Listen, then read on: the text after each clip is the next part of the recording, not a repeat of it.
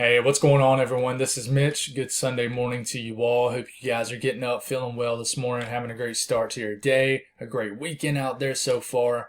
It's definitely been a rocky weekend for our household. It seems like a couple people have gotten sick. My wife is really sick right now, so definitely first and foremost asking for prayers for that. It's been a rocky week, but we're doing okay. We're gonna work our way through it. Just been definitely a rocky week so far, so definitely asking for prayers from my wife. But I'm going to give you an update this morning, and we're going to try to figure out what's going to happen across the country. I'm expecting a much more active day compared to yesterday. Yesterday was relatively calm. A couple big storms in areas like Virginia, the Mid-Atlantic, but relatively calm out there for the most part. But today, much more active, a more widespread area. Could see some stronger storms, severe storms in some cases today. We're going to talk about that in the beginning of this video. If you guys have not subscribed, consider doing that. Like the video if you like it. If you guys got anything that I can pray about, as usual, please put it in the comments below. It gives me an opportunity to pray over it, and it gives others an opportunity to do so too. So let's get rolling this morning. Water vapor loop, you got a strong upper trough that's kind of whipping its way through the areas in the Midwest. This will provide lift for some strong severe storms. Intense heating will occur in areas like Kentucky, the Quad States regions in general. You already got a complex of storms kind of working its way through Missouri, Illinois right now, firing up convection areas of the Ohio Valley. This will continue to do so and refire up, even down here in northern Arkansas. Now, there is a severe weather threat in northern Arkansas, but I'm mentioning you guys because you guys are going to get very hot. Basically, the further west or southwest you get, the hotter it's going to get and be this week now. I hate to say this, but you're almost kind of wanting some severe storms. If that's the only way you can get rain in areas like southern Missouri and Arkansas, then I would take it. I would take it. I know that sounds kind of offsetting to say, but you guys need to rain. I'm starting to hear a lot of folks in Arkansas. The trees are suffering and vegetation suffering, plants, things like that. So hopefully you guys get some rain without the severe weather today. I know the town in western Kentucky needs some rain. So hopefully some beneficial rains fall today without the intense severe weather. But I think you're going to have to deal with some severe weather today in those areas I just mentioned. Storm Prediction Center right here, and here it is. A slight risk up for this portion right here, including the Quad States region, northern Arkansas, southeastern Missouri, and then southern areas of Illinois, western areas of Kentucky, and a very small section of northwest Tennessee. There's a slight risk. So that is a slight risk of severe storms. That's level 2 out of 5. So that's not very high, but this time of the year in the middle of summer, it's not super common. So it's always something we need to watch out for. And then you got this slight risk right here for the other side of Kentucky, and then West Virginia, areas of southern Ohio. We'll break down each region. There's a small tornado threat in this region, the first region we just mentioned. So, we'll get closer on this region here in a second, so stick with me.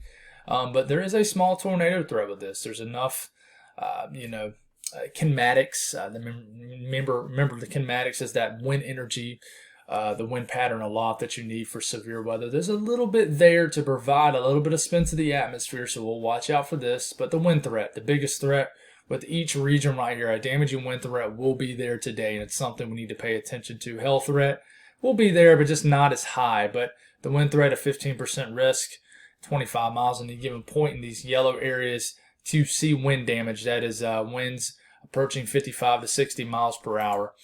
Excessive rainfall outlook in these same regions that can have these massive complex of storms could get some heavier rain today, even in areas of northern Ohio, the northern Ohio Valley just in general, where you guys just might see a lot of heavy rain today, not so much the severe weather. Even though you'll have a chance to see severe weather, that won't be the biggest threat today, but there will be a 15% chance, at least a 15% chance of seeing flash flood guidance being met in this yellow area today than outside that 5% chance in the green area. So we'll watch out for flash flooding. That's definitely a threat out there today. Heat advisories, excessive heat warnings are up actually for Dallas-Fort Worth area. The heat will be intense this week, and I really think you'll start to hear about this more in the news, things like that this week, just because it's been so hot already in this portion of the country for so long. It's going to continue. I posted something on Twitter last night. The GEFS ensembles have some of these areas down here, almost all of these areas, over 100 degrees between now and the end of the month, August 1st. So the heat's going to be intense. Dallas might hit over 105 today. Oklahoma City deep into the hundreds. Heat index pushing 110. Just brutal conditions. Even if you're don't have any kind of heat advisory or excessive heat warning, it has the potential to be very hot today. Just very uncomfortable. I feel bad for you folks. I do. It's just one of the reasons personally. I'm just not a big fan of summer. I can't stand this time of the year when it's so hot. So you can't be outside for more than 15 minutes without sweating your butt off, and it's just very uncomfortable unless you got a body of water near you, like a pool or lake or pond or something, or the ocean. But let's get a closer look at northern Arkansas, Missouri, those regions that I mentioned for the first threat area for today. So today, a little bit later today, and getting into lunchtime, you have this area of heavy rain making its way from Illinois into Indiana. This is why you have a flash flooding threat. But if you look down here, you got these isolated pop-up severe storms. Some of these will likely be severe. Will continue through the late afternoon hours, pushing 3, 4, 5 o'clock in the afternoon. Today, northern Arkansas, southeastern Missouri. Sorry if I'm not mentioning a bunch of towns and things like that. I'll be lying to you if I told you I knew every single town's name in southeastern Missouri and southern Illinois, places like that. But if you're in these geographical regions of these states, southern Illinois, southeast Missouri, and then northern Arkansas, and even getting into western Kentucky as we get into the late into the evening hours, maybe early on, I think early this afternoon, there will be an isolated tornado threat for this region, and this will be before these storms become more congealed or linear. These will be more of a semi-discrete mode. These will have a chance to be discrete, so they can take better advantage of the atmospheric factors at bay here. But quickly, they'll turn more into a line of storms, and this is when it becomes a damaging wind threat, moving into western Kentucky, moving into areas of southern Indiana, moving out of Illinois, and then even getting into western Tennessee a little bit later today. But look, even down here in Arkansas, they're not super widespread, but you got some isolated to scattered strong to severe storms, even still firing up again in southern Missouri and the northern half of Arkansas. So hopefully you guys get some rain over here before the big time heat comes later this week. But here's these storms working their way through, turns more into a line of storms. You can actually see right here, this tells me these will be big time outflow driven storms, which means it'll pop kind of a rain-cooled gust of wind ahead of these storms that will help drive these storms. We've talked about outflow boundaries before and about how this rain-cooled air hits this warm, humid air, and that actually provides lift for more storms. The rising motion of the air causes more convection, more storm activity. But these will continue. We'll move a little bit further east. And same situation later today. These storms will move through and be quite intense for southern Indiana. This is pushing probably around dinner time. So, if you got any outdoor activities this evening in southern Indiana areas of Kentucky, pretty much the whole entire state of Kentucky needs to watch out. Definitely can reconsider them. But as we're getting into 7, 8 p.m., these will continue moving to Lexington. And at this point, you're into the overnight hours and the sun's done went down, and these storms will probably lose some steam as we're pushing around midnight in this region. But we'll move a little bit further east again into West Virginia. I think as we're getting into the late afternoon, early evening hours, a nasty little line of storms will push into areas of southeastern Ohio, into areas of western West Virginia. They might rock Pittsburgh a little bit later this evening. We'll watch out for that.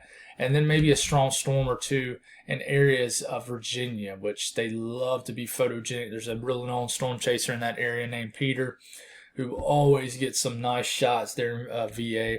But moving forward here, we'll watch out for that. And it's just some more heavier rain will move through overnight. So please watch out today. There'll be severe weather in those areas. For the rest of the southeast, we got this big plume of moisture around Florida and just off the coast of both ends of Florida. But it'll try to move into areas like maybe Savannah, Charleston a little bit later today. But it will diminish. But I do think you'll have some a storm or two in areas of the eastern Carolinas, and then maybe even some downpours into the mountains of North Carolina and Tennessee.